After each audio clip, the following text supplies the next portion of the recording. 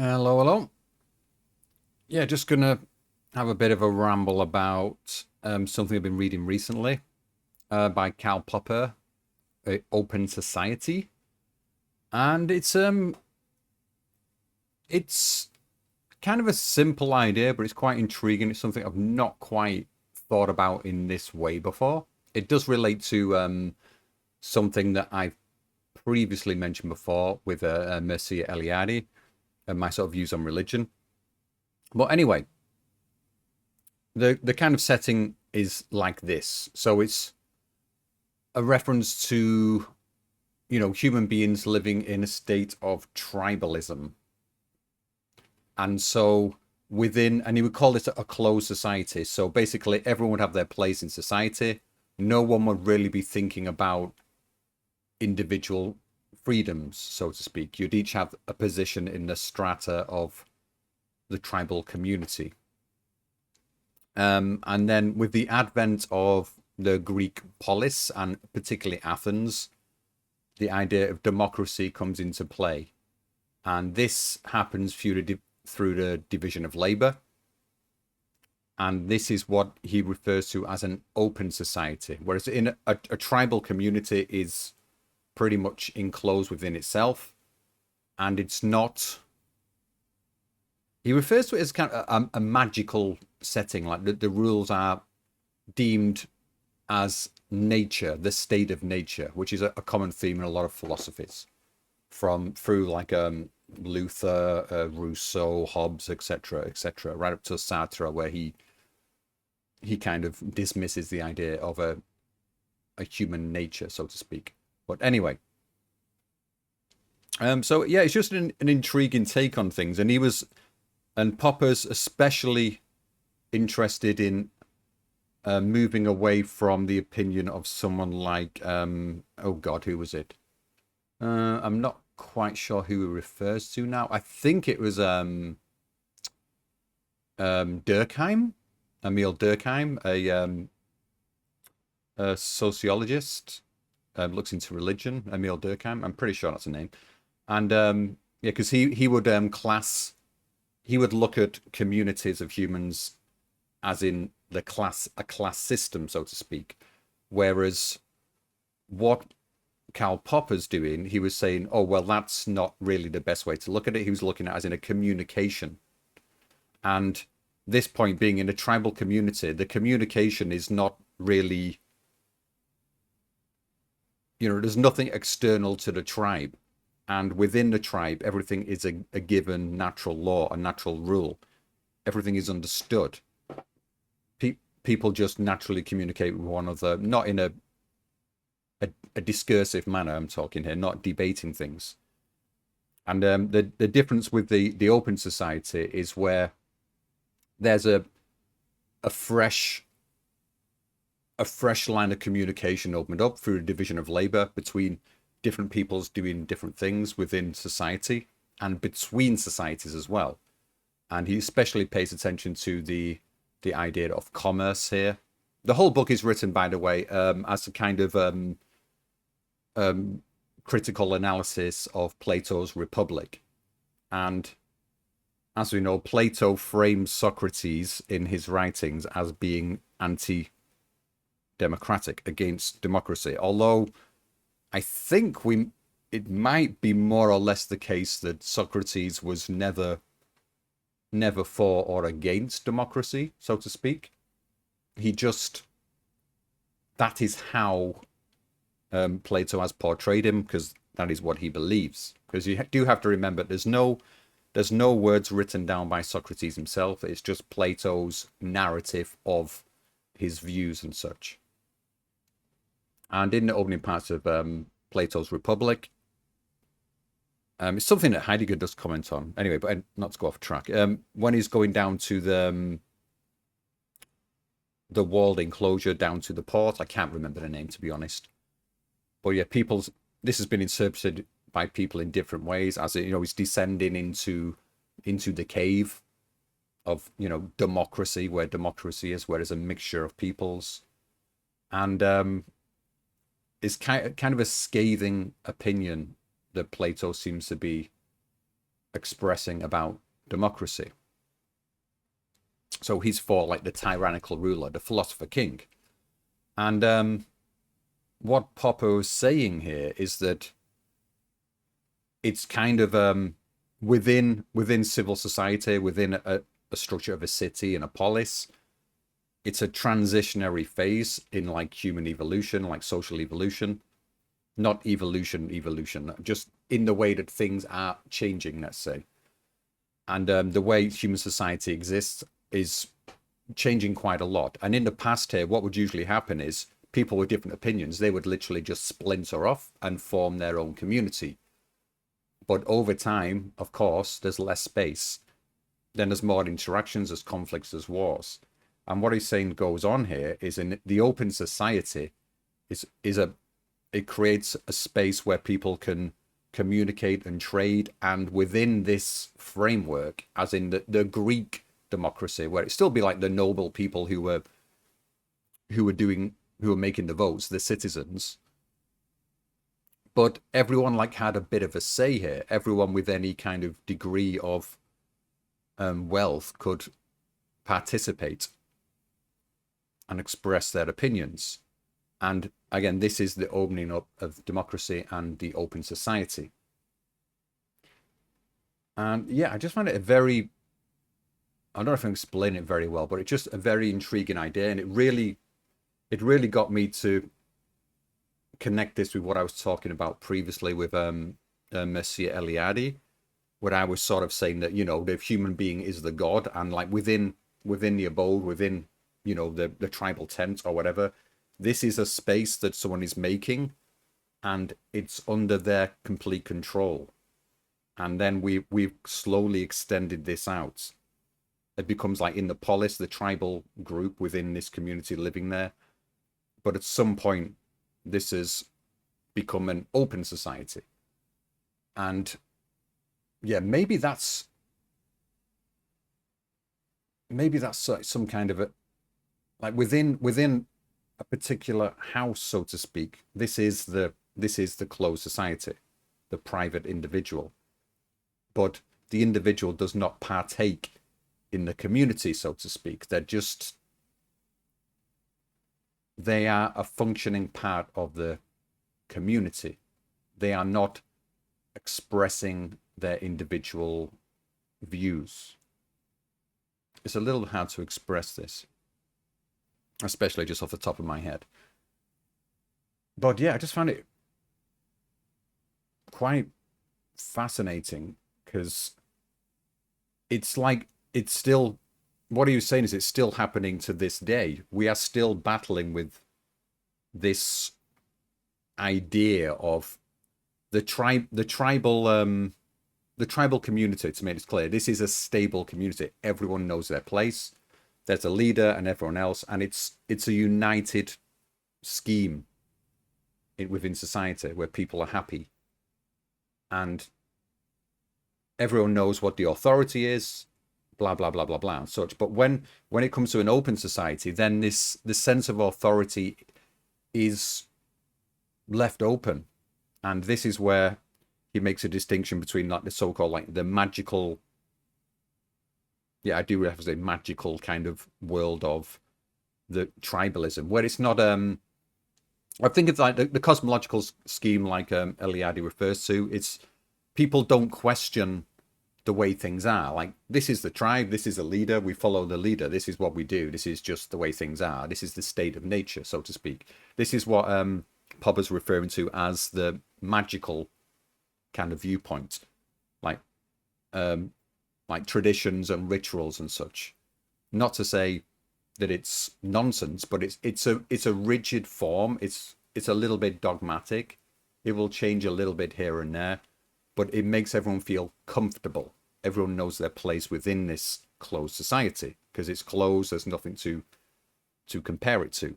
And within the open society, this is when the singular authority of the tribal leader, the chieftain, whatever it may be, is kind of, it's dissipated. And then there's another class that happens below them, the nobles, and they can they will communicate with the outside world with this commerce and the freedom, which is referring to within Athens and the seafaring trade, controlling the seas. So, and you can see this till today. Like even like I'm English, as you can probably tell from my accent. With certain events that are going on today in England, like these little bits of rioting and stuff. I think a lot of it's blown way out of proportion with the media, though, to be honest. Um, but you got this same kind of harking back to this, the golden age. And there's a certain irony I see within this, because like even with Rousseau's like, oh yeah, I'll have liberty and freedom, and we go back to our ideal state of man. It's like, well, the actual state we were in before was just one leader ruling over everyone, but everyone was happy and content with this because they didn't know any different. And it's only within the open society that rationalism and reason has arisen, and people can actually debate, discuss, see what's better, try things out, using reason rather than just this is the way things have always been done, so this is how we should continue to do it. And in terms of like the political sphere today, what you kind of see happening is like you still got this struggle going on. We're still in this state. We're stuck between the tribalism and between what the state is, so to speak. But the state has kind of like it's replaced the authority that was there before. Before, the authority was a sacred authority, the king, the chieftain, being passed down. Like no one would sort of question it. This is, they are the leader. We listen to them. And I'm not saying that's a better idea at all, but it's just that is the way we are. We would follow the leader of the household, the leader of the tribe, the leader of the kingdom, so to speak, and they would be. I wish I'd stop saying so to speak, so to speak. They would be, yeah, regardless of any kind of religious connotations to this or mysticism and whatever, they would just be viewed as, they know what they're doing. They're in control. We're okay. Everything's going along right. Everyone mucks in and does something. There's no kind of division of labor between these specialists and that specialization. But as these kind of pop up over time, then you get certain sections within the tribal community who have got a little bit more a little bit more say, more authority. People will listen to them about certain subjects rather than others. And this is extrapolated into the idea of the polis, the city, and different parts of society then splinter off. And this leads to like the open society. Where was I going with that? I've completely forgot. Oh yeah, so like in today's world, it's kind of like when things in any given nation are going a little bit skew with, a little bit off, there seems to be this hankering back to this tribalistic idea, like, oh, we need to be this, we need to unite, this sense of unity. Who are we? And it's this,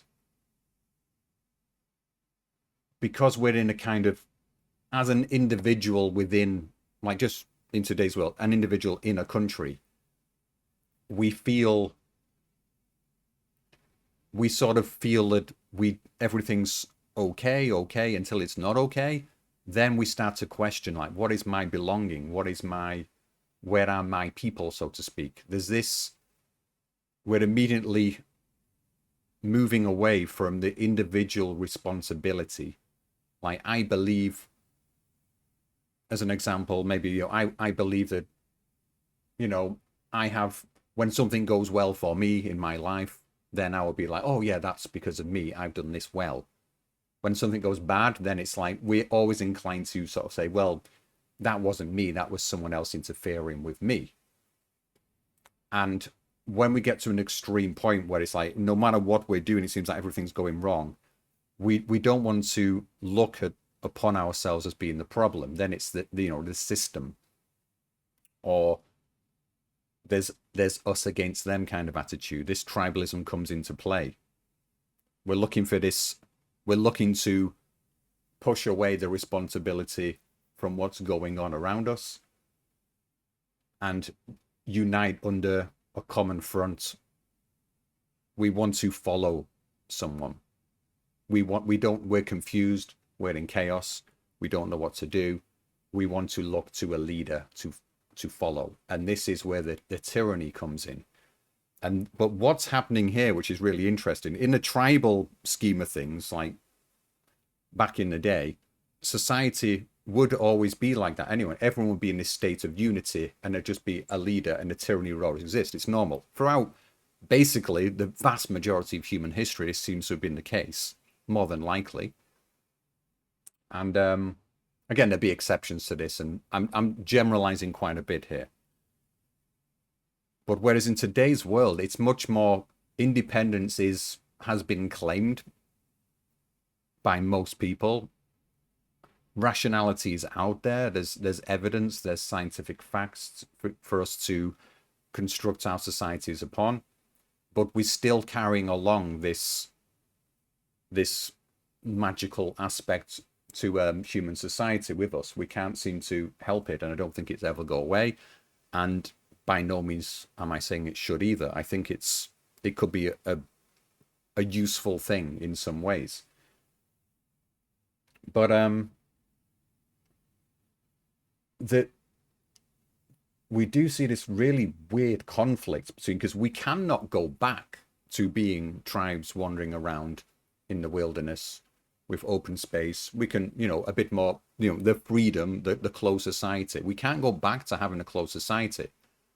But it's like some people are fighting for this, both on the two extremes of the political spectrum. Like on the more sort of authoritarian right and authoritarian left, we see both of these. Like, the extreme left will be looking for a state of anarchy, as in like pure anarchy, let everyone do what they want, no possessions, whatever. And then you've got the other, the state dictating how everything should be. But essentially, they're both kind of trying to dig up the bones of this old time, this closed society idea. But it's just not going to work anymore. And it's particularly interesting to see that Popper's going against the whole idea of historicism and saying how this is a really bad thing, looking at things as a progression through time and how people can prophesize what's going to happen in the future when they really can't.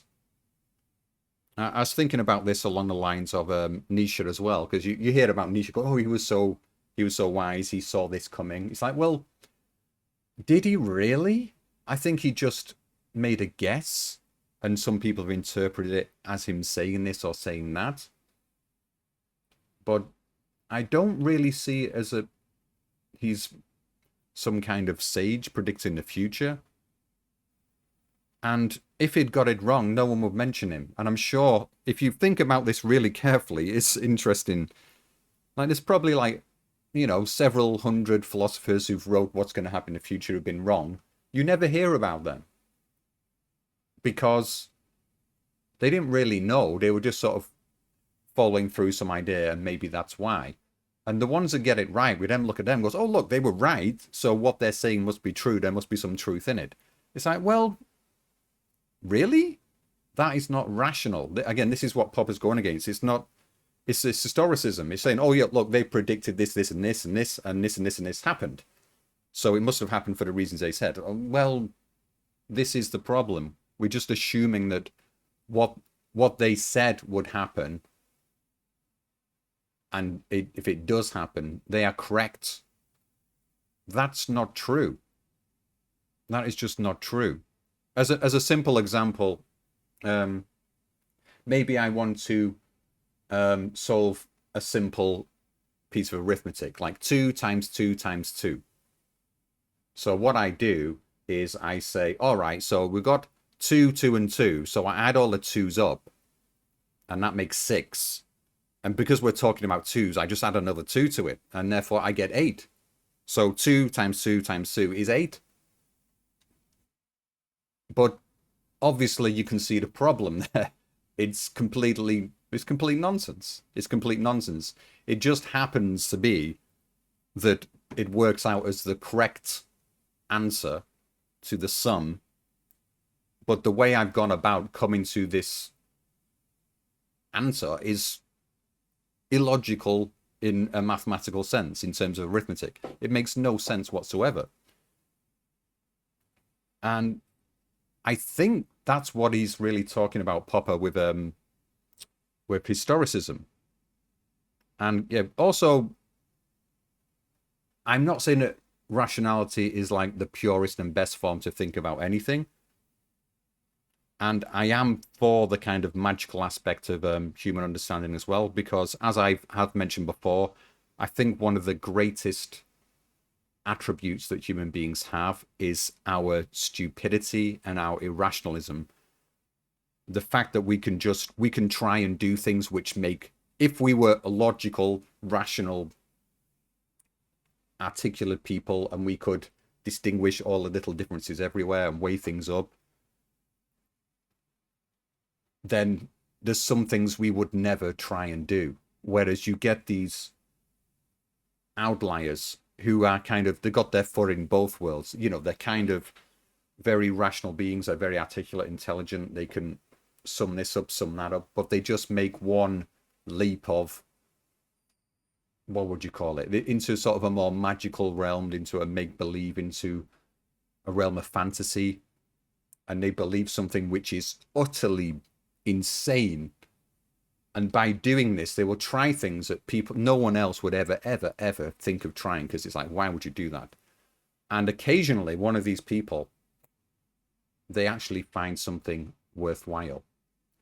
And I think that is why it's important not to look at things as just a purely rational, logical way. But I think it can be taken right to the other extreme. And yeah, I guess the question is always going to be like, how is society going to change in the future? And going off what Popper's saying, we shouldn't really be predicting that.